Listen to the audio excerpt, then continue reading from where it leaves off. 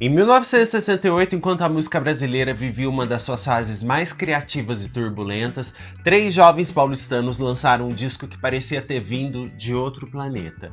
Misturando rock, psicodelia, música erudita, cultura popular brasileira, humor e experimentação sonora, os Mutantes desafiaram todas as regras conhecidas da época e criaram uma obra que continua surpreendendo ouvintes mais de meio século depois. Mas por trás daquele álbum revolucionário existiam histórias de fracassos, encontros improváveis, invenções malucas de estúdio e uma geração inteira tentando reinventar a cultura brasileira.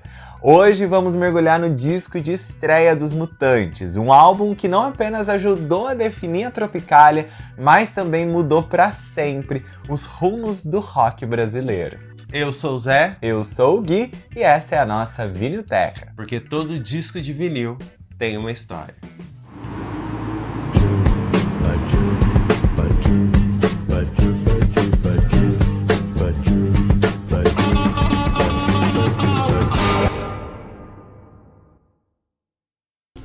Eu quis cantar minha canção iluminada. A história dos Mutantes começa em São Paulo em meados dos anos 60, quando Arnaldo Batista e seu irmão Cláudio César montaram uma banda chamada The Wooden Face, ao lado de Rafael Vilardi e Roberto Loyola. Pouco tempo depois, o grupo conheceu uma jovem cantora chamada Rita Lee, que fazia parte das Teenage Singers, um conjunto vocal que se apresentava em festas e eventos estudantis. A química foi imediata e logo as duas formações se uniram. Como toda banda adolescente daquela época, eles passaram por uma verdadeira maratona de nomes, né?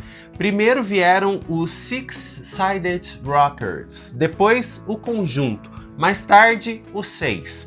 A formação também mudava com frequência, né? Mas uma coisa permanecia igual: a vontade de fazer um som diferente do que se ouvia normalmente no rádio. Em 66, essa turma conseguiu gravar seu primeiro compacto pela Continental.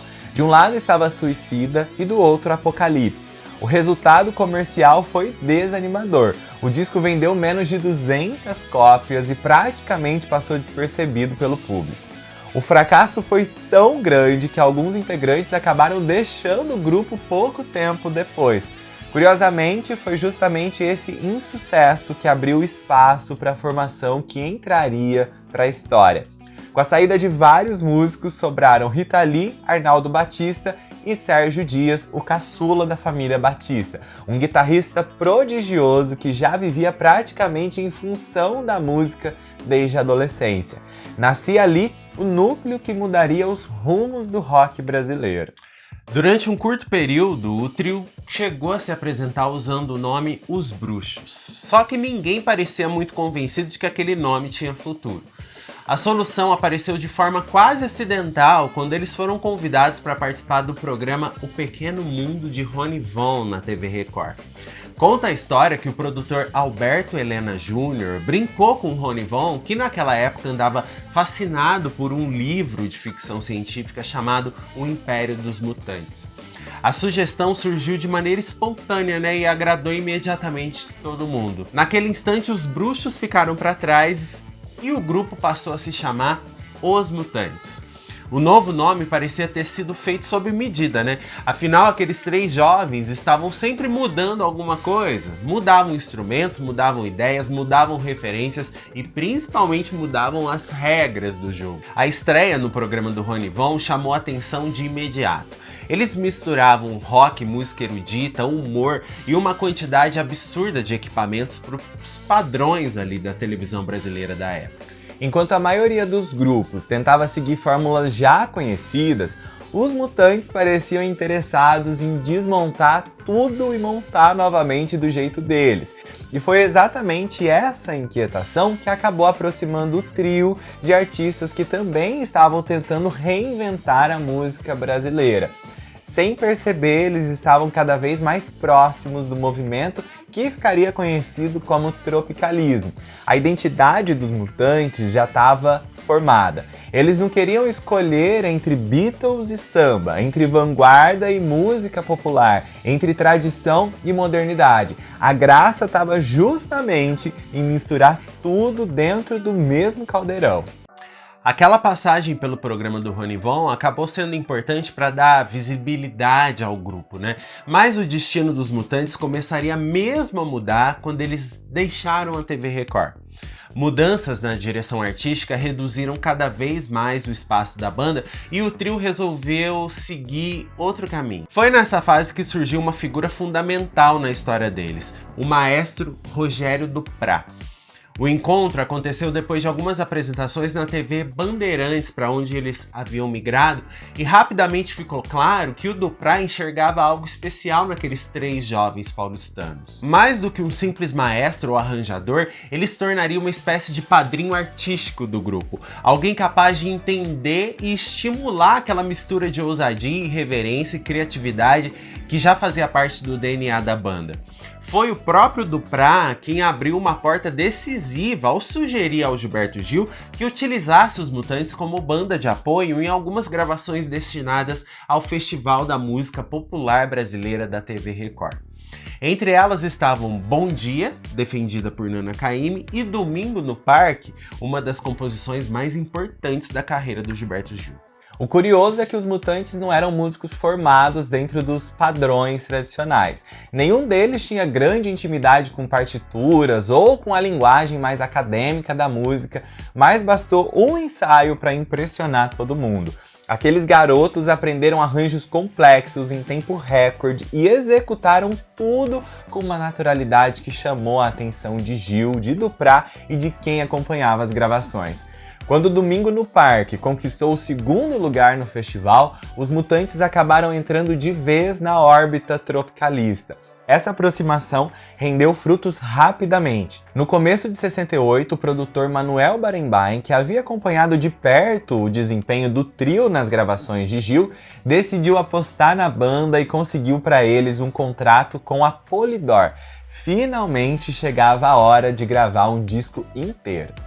Enquanto preparavam o álbum, os Mutantes também marcaram presença no 2º disco do Gilberto Gil, hoje considerado um dos trabalhos mais tropicalistas da sua carreira. E foi nessa mesma época que Caetano Veloso os convidou para participar de uma faixa do seu primeiro disco solo. A convivência com os tropicalistas acabou funcionando como uma verdadeira escola, né? Nos encontros, eles viam Caetano, Gil e Torquato Neto criando músicas quase que naturalmente, como quem conversa sobre qualquer assunto.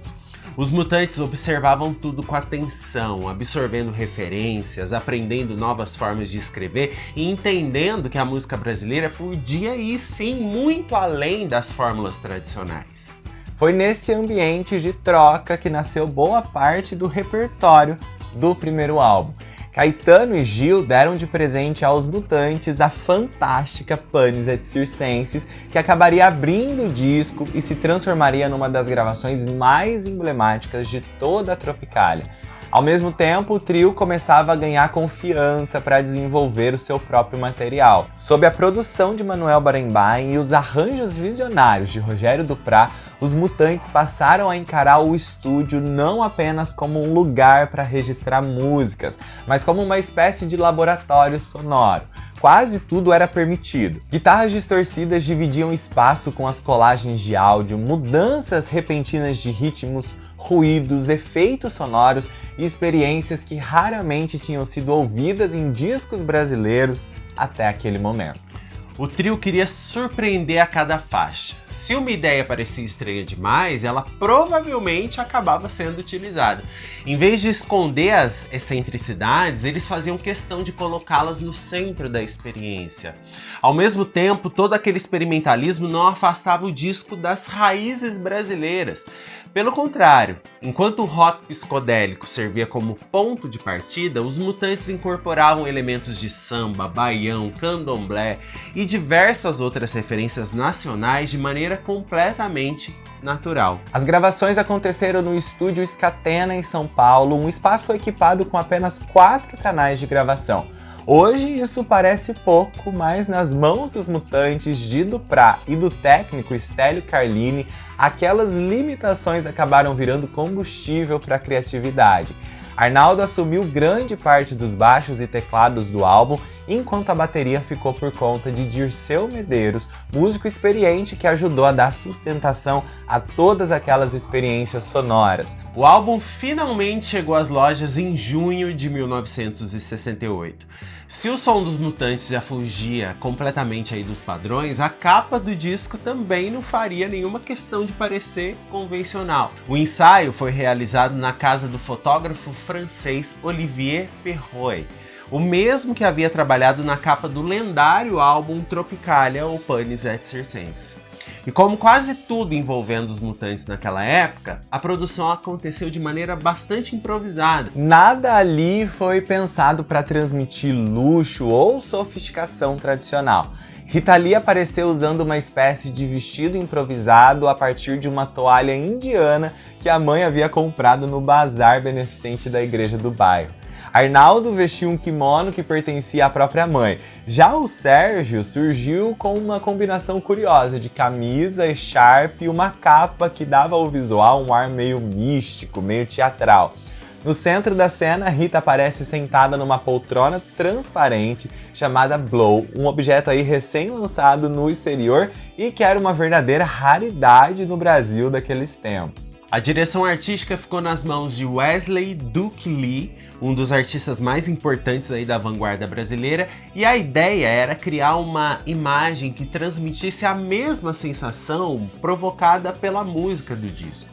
O resultado parecia mais uma cena saída de um sonho estranho do que uma foto promocional de uma banda de rock. E era exatamente esse o objetivo. Mas a viagem visual continuava na contracapa.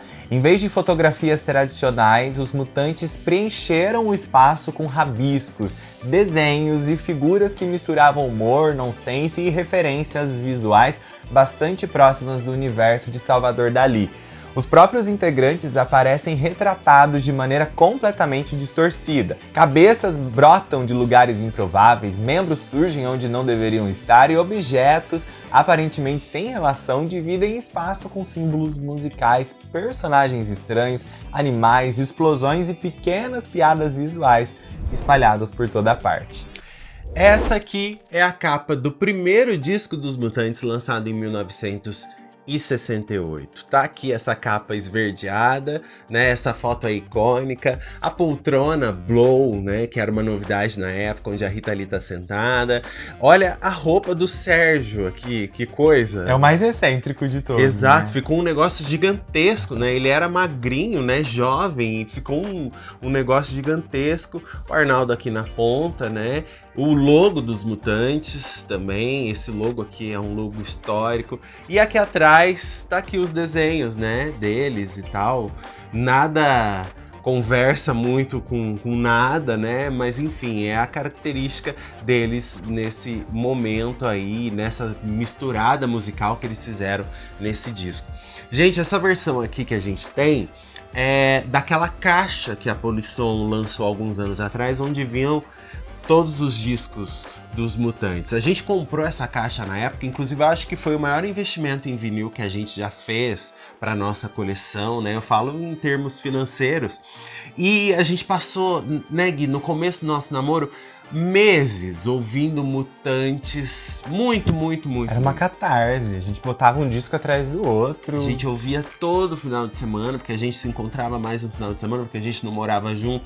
Então a gente se via, às vezes, de 15 em 15 dias. E aí a gente colocava e ouvia esses discos um atrás do outro e ficava alucinado com esses discos dos Mutantes. Porque pra mim era um negócio, assim, maravilhoso ter esses discos todos em mãos, né, naquele momento, depois de nunca imaginar que eu tivesse esses discos dos Mutantes na minha coleção, por serem raros, por serem caros, por serem difíceis de adquirir, né. Então, esse é um disco muito querido por nós, por isso que ele tá novinho, né. E aí deixa eu mostrar pra vocês aqui a arte que a Polisson fez na época. Tem aqui o logo dos Mutantes neste fundo verde. Aqui vem as letras das músicas, mas tudo isso aqui é produção da própria Polisson, né? E aqui, lógico, aquele selo vermelho da Polisson, que eu acho que hoje tá até em desuso, eles não têm lançado mais com esse selo aqui, eles têm feito selos especiais para cada lançamento, mas todos os discos dos Mutantes que eles lançaram tem esse selo vermelho aqui da fábrica, né? Que não é nem uma gravadora, é a fábrica. Mas bora lá relembrar as 11 faixas que fazem parte dessa viagem musical do primeiro disco dos Mutantes.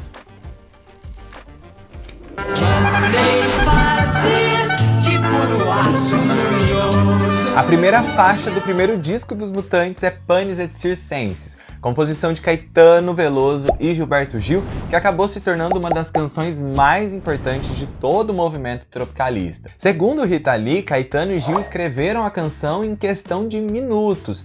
O título vem da expressão latina que deu origem ao famoso conceito de pão e circo, usado para descrever aí uma sociedade distraída por entretenimento e confortos superficiais, enquanto questões mais profundas passam despercebidas. E era justamente isso que a canção pretendia discutir.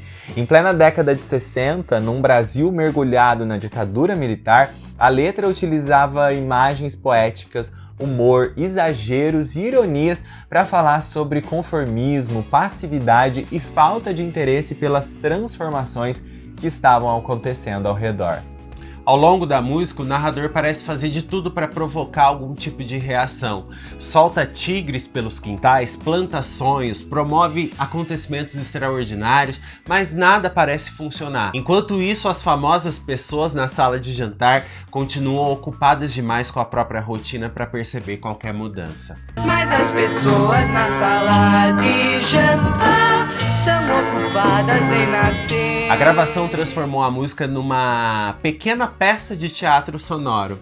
Logo na abertura surge uma referência ao antigo Repórter Esso, né, um dos rádios-jornais mais famosos do país. Depois vem as vozes, os arranjos psicodélicos de Rogério Duprat e uma série de efeitos que tornam a experiência cada vez mais surreal. Mas é no final que acontece um dos momentos mais memoráveis de todo o álbum. Enquanto a canção termina, escutamos sons de pratos, talheres e conversas. As pessoas presentes no estúdio simularam um jantar completo, criando a sensação de que estamos observando justamente aquela sala de jantar citada na letra.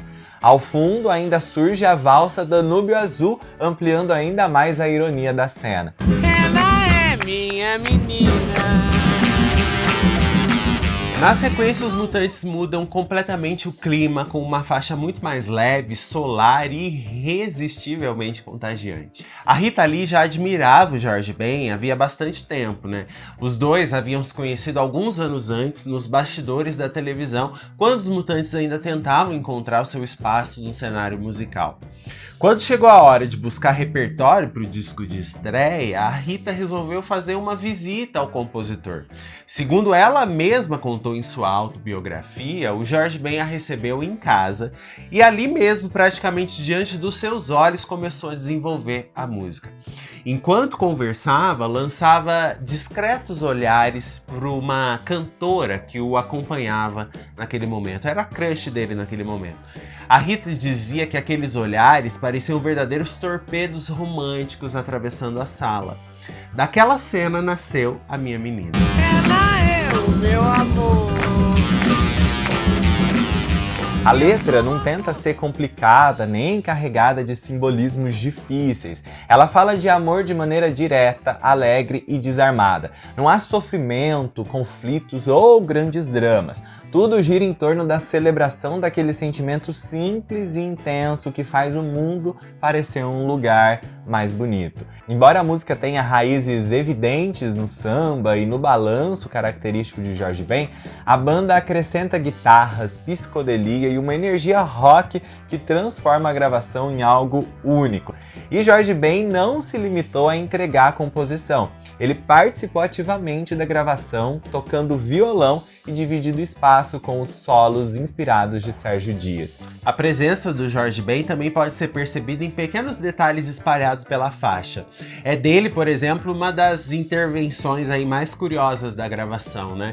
Pouco antes de um dos solos de guitarra, escutamos a voz dizendo tosse, todo mundo tossindo.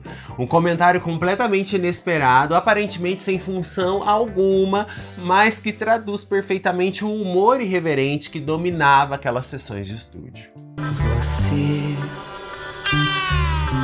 precisa saber da piscina. Agora aparece no disco outra composição que já havia se tornado uma peça importante dentro do universo tropicalista.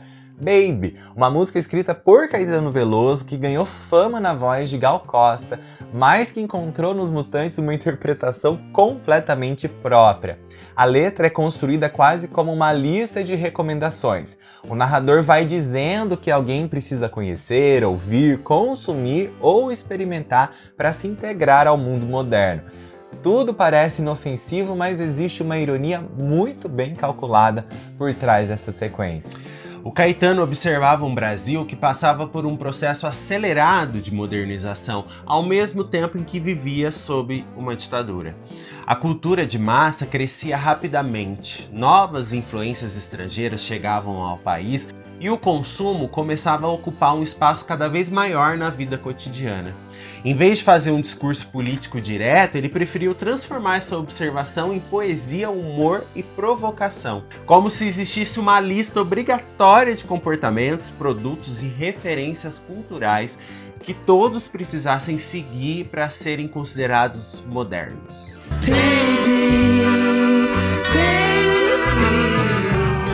Em meio às canções mais explosivas e às experiências sonoras que dominam boa parte do álbum, o relógio surge como um momento de respiro.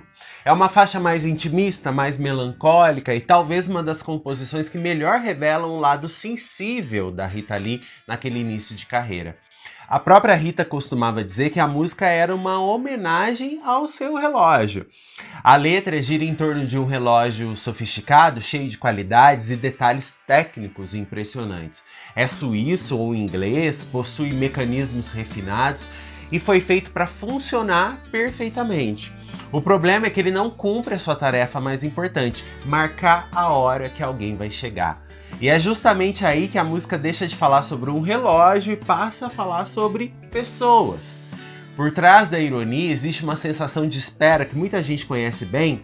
A frustração está na expectativa que o relógio representa. Afinal, de que adianta ter um relógio cheio de qualidades se ele não consegue responder a única pergunta que realmente importa naquele momento?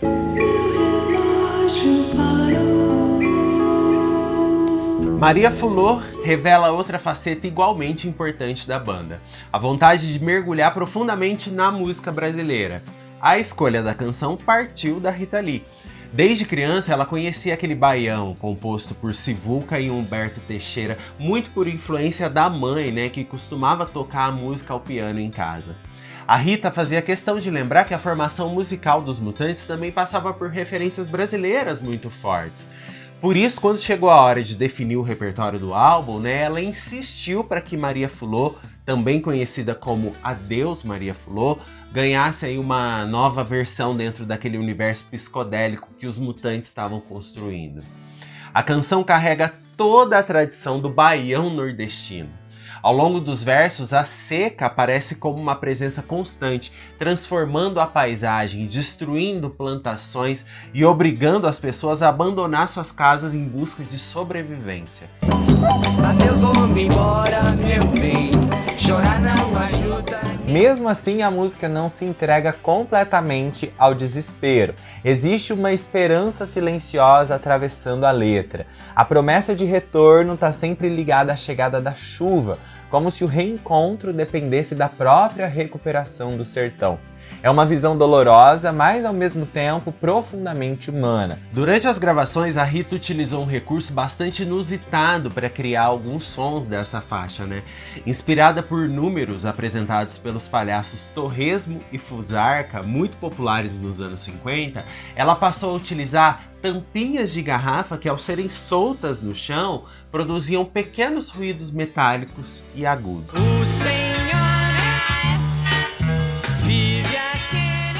Sr. F escancara outra influência fundamental naquele primeiro álbum, os Beatles. Anos mais tarde, Rita Lee admitiria sem rodeios que a música foi fortemente inspirada em Being for the Benefit of Mr. Kite, uma das faixas mais inventivas do Sgt. Pepper's. A letra apresenta o curioso Sr. F, um sujeito aparentemente insatisfeito com a própria vida e fascinado por uma figura idealizada chamada Sr. X. Esse personagem misterioso representa tudo aquilo que ele gostaria de ser. Alguém admirado, bem-sucedido, elegante e aparentemente livre de problemas. Ao longo da canção, os desejos do personagem vão aparecendo de forma bem-humorada. Ele quer ter olhos azuis, dirigir o mesmo carro do seu ídolo e até conquistar a mulher do patrão. São ambições que podem parecer absurdas ou exageradas, mas que funcionam como uma sátira das pressões sociais e dos modelos de sucesso vendidos pela cultura de massa.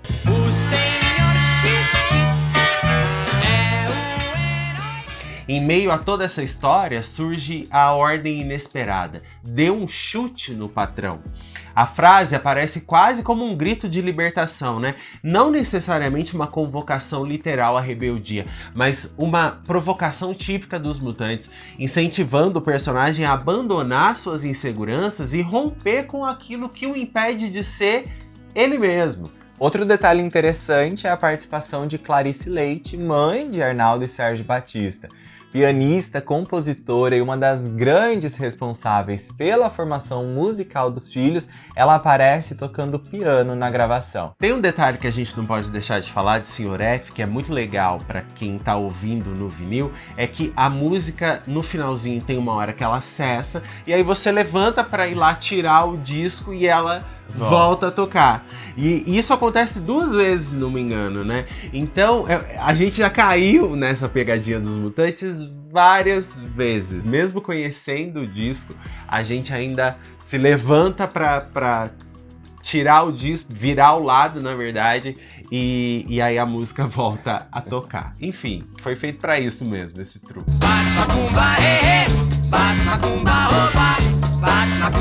Bom, chegando agora no lado B, composta por Caetano Veloso e Gilberto Gil, Bate Macumba parece simples à primeira vista, mas basta prestar atenção por alguns segundos para perceber que estamos diante de uma das experiências mais radicais de todo o álbum. Aqui a letra funciona menos como uma narrativa e mais como um jogo de sons, ritmos e associações de ideias. O próprio título já revela a brincadeira, né? De um lado tá a palavra macumba, ligada às religiões de matriz africana e a elementos profundamente enraizados na cultura brasileira. Do outro aparece Bat, que imediatamente remete ao Batman, um dos personagens mais populares da cultura pop americana. A simples fusão desses dois universos já traduz boa parte da proposta tropicalista.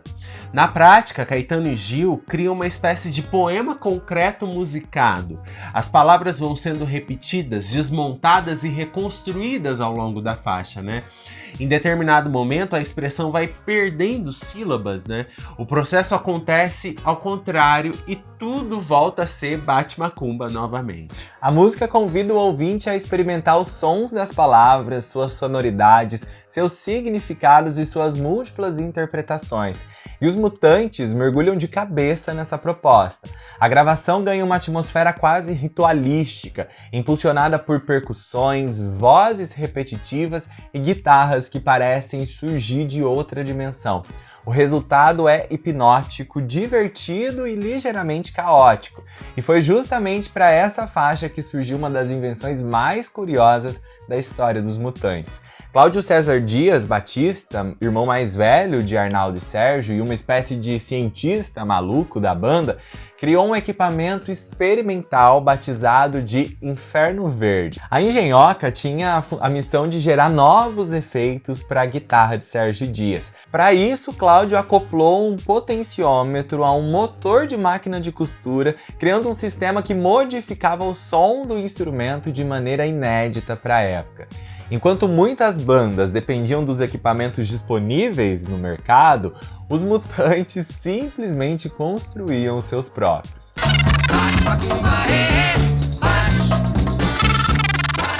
No primeiro disco, os Mutantes ainda encontraram espaço para prestar homenagem a outra de suas grandes influências, a música pop francesa dos anos 60. É daí que surge Le Premier Bonheur de Jour, uma delicada canção gravada originalmente pela cantora Françoise Hardy e que já fazia parte do repertório de Rita Lee desde os tempos das Teenage Singers. A letra é construída a partir de pequenos momentos do cotidiano. O nascer do sol, a brisa do mar, o canto dos pássaros, a presença da pessoa amada. São imagens simples que vão formando uma espécie de coleção de pequenas felicidades que dão sentido ao dia. Em determinado momento surge a separação, representada pela porta que se fecha e pelo carro que se afasta, criando uma breve sensação de melancolia. Mas a tristeza não dura muito. O reencontro acontece e a tranquilidade retorna, encerrando a narrativa com uma sensação de paz e completude.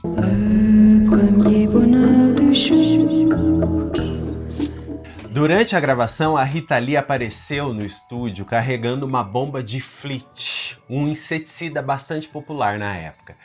A ideia era absurda, né? Utilizar o ruído produzido pelo equipamento como parte da percussão da música. Num primeiro momento, o produtor Manuel Barenbaim ficou sem entender muito bem o que estava acontecendo. Pouco depois, já estava tão empolgado com a experiência que sugeriu colocar água dentro da bomba para deixar o efeito sonoro ainda mais encorpado. Bom, eu sei que tem uma biografia dos Mutantes que conta que eles chegaram até a passar um pouco mal com aquele cheiro de veneno, né? Porque essas bombas aí, por mais que você lave, fica ali um né? cheiro de veneno no ar, né? Bom, a Rita também tocou flauta doce na faixa, ajudando a criar uma atmosfera delicada que combina perfeitamente com o caráter sonhador da composição. O resultado final é fascinante justamente por causa desse contraste.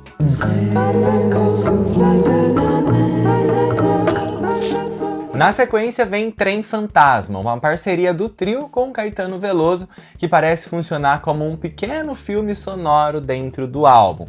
A inspiração é simples. Um casal resolve gastar 400 cruzeiros para entrar num trem fantasma de parque de diversões, mas a história logo deixa de ser apenas aquilo que parece.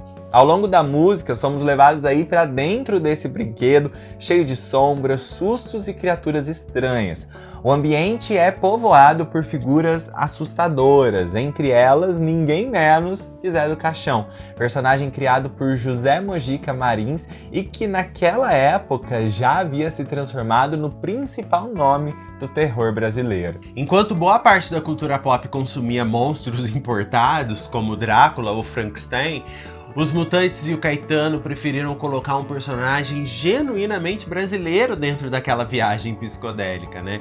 Mas o mais interessante é que a letra nunca se limita ao passeio no parque, né? Existe uma tensão constante entre medo e diversão. Em vários momentos, os personagens parecem reagir de forma diferente aos acontecimentos. Essa alternância cria uma dinâmica divertida e dá à música um caráter quase teatral, né? Como se estivéssemos acompanhando uma pequena peça dentro desse trem fantasma. 400 cruzeiros de flor. Ao mesmo tempo, a própria viagem pelo brinquedo pode ser entendida como uma metáfora para as incertezas da juventude. O namoro, as descobertas, os receios, a curiosidade diante do desconhecido e aquela mistura de medo com empolgação que acompanha tantas experiências novas aparecem espalhados aí pela narrativa.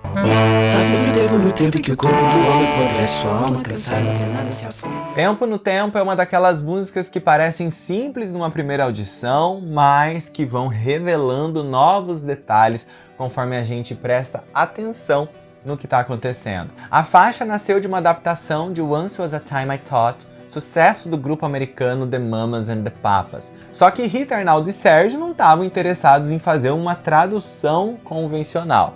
Como tudo naquele disco, a ideia era brincar, experimentar e levar a música para caminhos inesperados.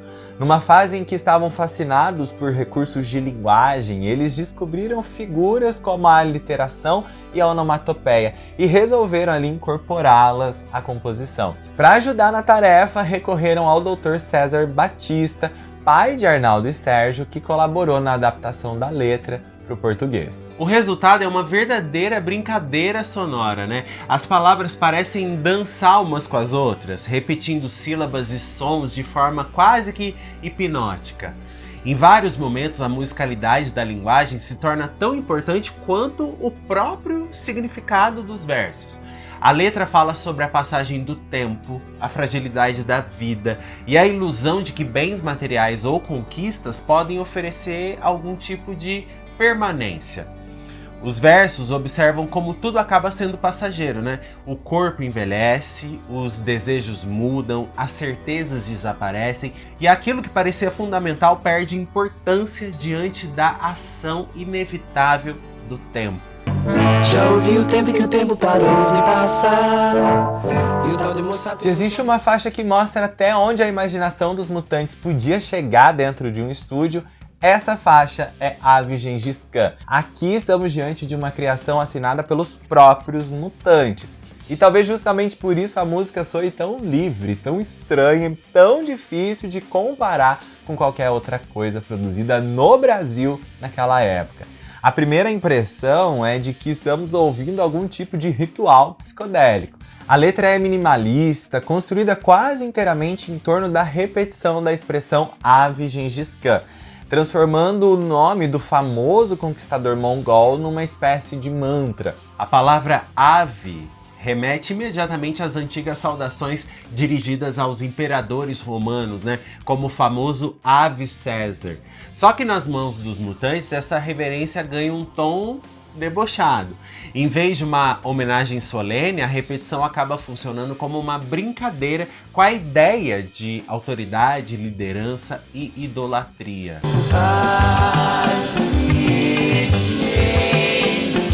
Durante as sessões do álbum, os Mutantes resolveram fazer mais uma de suas experiências de laboratório sonoro. Para isso, convocaram o pai dos irmãos Batista, Dr. César Batista, que era cantor lírico amador. Ele gravou alguns trechos vocais normalmente, como se estivesse interpretando uma peça de ópera.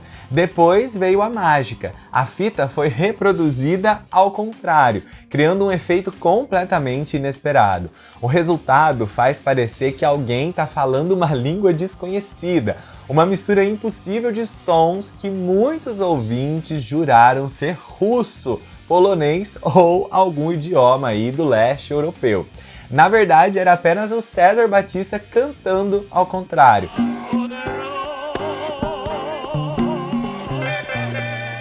Quando o álbum dos Mutantes chegou às lojas em 68, o Brasil atravessava um dos períodos mais turbulentos da sua história recente. Nesse cenário, o disco apareceu como um verdadeiro objeto não identificado. Para parte do público e da crítica, aquela mistura de rock, baião, música erudita, psicodelia, humor e experimentalismo parecia fascinante. Para outros, soava simplesmente incompreensível. Havia quem enxergasse ali uma renovação necessária da música brasileira e quem considerasse tudo aquilo um exagero, uma afronta às tradições da MPB ou uma influência estrangeira levada longe demais. Os Mutantes pareciam se divertir com essa confusão. Naturalmente, um disco tão diferente não se transformou num sucesso imediato de vendas. Comercialmente, o álbum teve desempenho modesto e vendeu menos de 10 mil cópias. Para os padrões da indústria fonográfica da época, era um resultado decepcionante, mas a Polydor decidiu manter sua aposta no trio. Mesmo sem grandes números nas lojas, os Mutantes geravam repercussão, apareciam constantemente na televisão e estavam se tornando uma das atrações mais comentadas do circuito musical brasileiro. Hoje, mais de meio século depois do seu lançamento, o primeiro disco dos Mutantes continua impressionando pela coragem. Não apenas pela qualidade das músicas, mas pela absoluta ausência de medo. Medo de misturar estilos, medo de parecer estranho, medo de errar ou medo de desafiar expectativas. E talvez seja justamente por isso que esse álbum permaneça tão vivo, né? Porque em cada faixa existe a sensação de que tudo ainda era possível. 3 jovens músicos, um estúdio, um punhado de ideias aparentemente absurdas e a convicção de que a música podia ser qualquer coisa que eles imaginassem. E em 1968, os Mutantes provaram que podia mesmo. É isso então! Espero que você tenha gostado desse resgate de um álbum de mais de 50 anos depois e que é tão importante para a música brasileira, um dos melhores discos da história da música brasileira, com certeza, que foi a estreia dos Mutantes em 1968. Então é a sua hora de participar desse vídeo deixando aquele comentário incrível aqui embaixo.